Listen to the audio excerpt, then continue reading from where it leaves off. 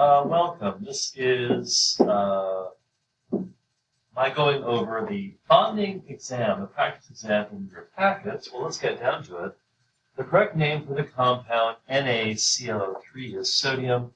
Go to table E. You will see that ClO3 is called chlorate. I'm just looking up and knowing where to find the answer, table E. The correct formula number 2 for nickel 2 oxide is, well, notice that the formula has to have Ni and O. The Roman numeral 2 tells me that nickel here has a positive 2 charge. Oxide you have to look up. I swap, drop, and I reduce, and I get a 2 to 2 ratio that reduces to a 1 to 1 ratio, choice 1.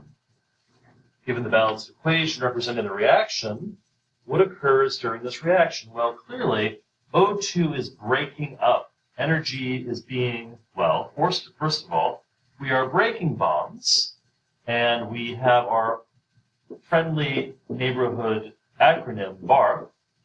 When I break a bond, I must absorb energy. Choice 3, energy is absorbed as bonds are broken. Number 4, which diatomic molecule is formed when the two atoms share 4 electrons? Well, thank Mr. Russo for honk 1, 2, 3, 4, which reminds us that hydrogen forms 1 bond, oxygen forms 2 bonds, nitrogen forms 3 bonds, and carbon forms 4 bonds. I also put it this way as honk honk, that H and H form a single bond, O and O form a double bond, N and N form a triple bond. You can't form quadruple bonds, so I can't write that there, but it's a good way of reminding yourself that these 3 diatomic molecules have those approximate dot diagrams. So the choice here has to be choice 402. Number 5, which symbol represents an atom in the ground state with the most stable valence electron configuration? My friends, we're talking about group 18. The only group 18 element is choice 3. Which bond is least polar? My friends, remember, to find what's least polar, you need to find out the electronegativity difference between the two elements. Since we're talking about the least polar, we're going to talk about which one has the smallest electronegativity difference. This is a job for table S. You're going to go there and look up the electronegativities, take their difference. And when we do that, we find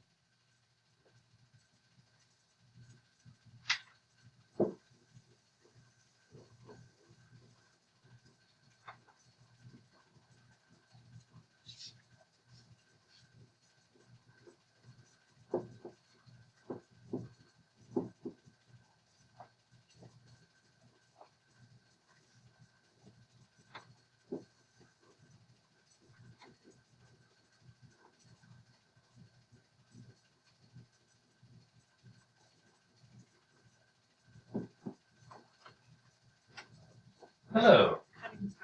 Of course. Oh, by the way, is this yours? Was that on the copy? Actually, Joe brought it in earlier, just because in the middle of things. That's what I was going for. Oh, perfect. Okay. I'm glad. Thank you. You're welcome.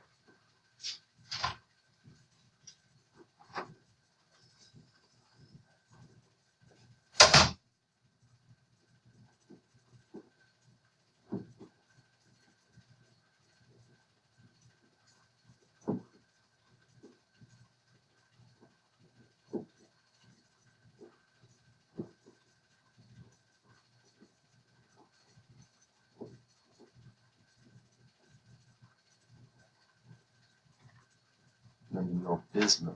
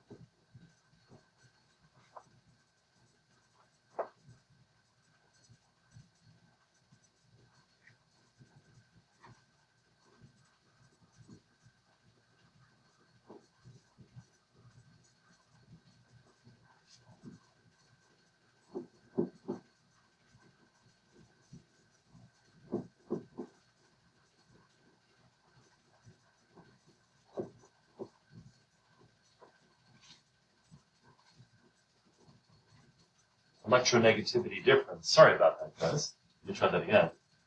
The biggest electronegativity difference.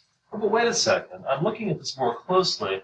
There's a shortcut. If you identify those that are clearly covalently bonded, remember those that are consist merely, strictly, of nonmetals. You're going to notice nonmetal, nonmetal, covalent, nonmetal, nonmetal, covalent, nonmetal, nonmetal, covalent, metal, nonmetal, that's ionic. Well, whichever one is strictly ionic in that case is going to have the biggest electronegativity difference of all. And of course, to be ionic, strictly speaking, you have to be a metal and a nonmetal. If you were given 4 different ionic compounds, you would then have to take the time and look up the electronegativity differences. If I did that, for example, for choice 2, I would find a difference of 2.5, making this particular bond a particularly ionic one, keeping in mind that 3.3 is the biggest difference that can exist between 2 elements, a metal and a nonmetal, as it were. In the case of metals, number 9, these are metals. They're saying electrons move. The only time when I have a solid sample and I can have mobile electrons is when I have metallic bonding. It's that straightforward. Number 10, which compound has the strongest hydrogen bonding between its molecules? Well, we learned in class that we say hi on the phone. This is a fun way of remembering that the 3 molecules that have hydrogen bonding are HF, H2O, and NH3. And they also put them in order, as luck would have it, that, oh, sorry, I just had a visitor momentarily. I think I was saying that, as luck would have it, this lists the molecules in order of decreasing hydrogen bonding strength. So HF is greater than H2O, which is greater than NH3. So if I look at these, well, actually, only one of the 4 molecules mentioned are actually part of the big 3, the 3 molecules that have hydrogen bonding, and that's HF. Remember, hydrogen bonding is a strong form of dipole-dipole attraction, a very strong form of polar-polar molecule attraction. Number 11, which formula represents a molecular compound? Well, remember the song, "Oh, no, slow molecules go." Remember, the song reminds you that molecules are covalently bonded. Well, we remember covalently bonded means all nonmetals. That means choice number 3. Number 12, which characteristic is a property of molecular substances? Oh, isn't this wonderful? We can go back to the song. "Oh, no, slow molecules go." Molecules are covalently bonded. They are non-conductive. They have, there it is, low melting points. There we have it. The song is very useful. Let's sing it, though. Number 13, a sample is given with these characteristics. This jumps out at us, guys. What is a poor conductor as a solid, but a good conductor as a liquid? That is ionic. That's straightforward. 14, which formula represents a nonpolar molecule containing polar covalent bonds? Well, first of all, we ask which is a nonpolar molecule. That is SNAP. Notice that choice 1 is symmetrical in both directions. So we don't even have to go any further because this is the only nonpolar molecule here. We don't have to evaluate which has polar covalent bonds. Oh, by the way, why is this? It is a nonpolar molecule to symmetry, and these are 2 different nonmetals making it a polar bond. Number 15, which type of molecule is CF4? I did a quick sketch. Again, according to SNAP, it's clearly a symmetrical molecule, making it a nonpolar molecule. 16, which formula represents a polar molecule? Again, we use SNAP. This molecule right here is asymmetrical, and because it's asymmetrical, it's a polar molecule.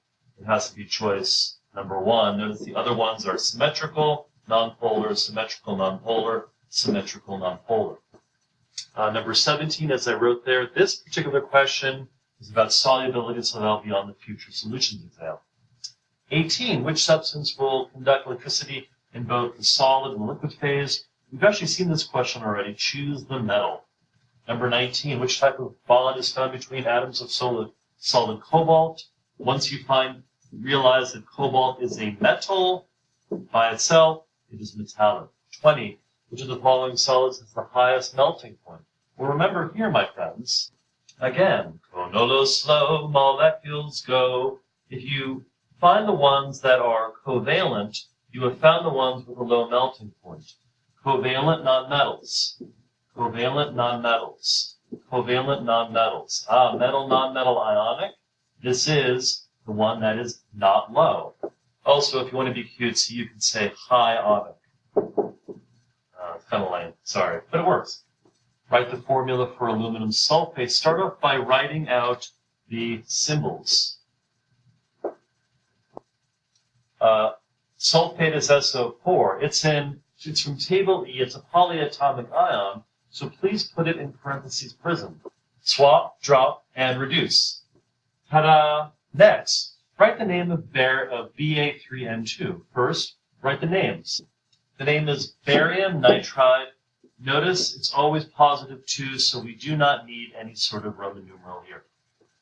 Write the electron dot diagram for N2. Remember, it's a molecule, so we're going to use the lines. Remember, the first thing I said is write the atoms with their dots. I really should turn them so the loner dots are facing each other. Now I'm going to connect the adjacent loners. That's pretty good, but let's neaten it up. And why is it correct? 2, 4, 6, 8, nitrogen is feeling great. 2, 4, 6, 8, nitrogen is feeling great. 24, CaCl2, guys, you got to be careful. This is ionic. We are going to do it with the metal having no dots, the metal ion having no dots, and its charge of positive 2. The non-metal ion having 8 dots, square brackets, and its charge of negative 1. Please don't forget to indicate that there are 2 of them. 25, explain in terms of electronegativity why the PCl bond is more polar. Oh, this one was from the quiz. Remember, this was the way we said it. PCl has a greater electronegativity difference. When we take the difference, indeed, it's a difference of 0.5 versus 0.1 for the PS bond. 26, explain in terms of mobility why KCl solid is a poor conductor, while KCl liquid is an excellent conductor. Well, this gives you a little tip-off. KCl liquid has mobile ions, whereas this one has non-mobile ions. The ions are locked in together. They cannot move, so therefore they cannot effectively carry charge. In terms of molecule polarity, explain why HF exhibits stronger intermolecular forces of attraction than CH4. Well, really, it's this easy. It's HF is a polar molecule, while CH4 is a nonpolar molecule. And if you forgot how to determine why that is, when I evaluate the symmetry of HF, I don't get 2 mirror images. This is asymmetrical, thus as a polar molecule. When this one passes the symmetry test, because I have mirror images here and across there perpendicularly, so that is a nonpolar molecule. And lastly, we're asked to compare ionic bonds and covalent bonds in terms of valence electrons. Well, it's this, my friends. In ionic bonds, valence electrons are transferred, but in covalent bonds, valence electrons are shared. I would not accept that ionic bonds form between a metal and a nonmetal. Covalent bonds form between 2 nonmetals. You must mention valence electrons. Well, finished just with a little bit of time left. I hope that was helpful to you. Take care. Bye-bye. Happy studying.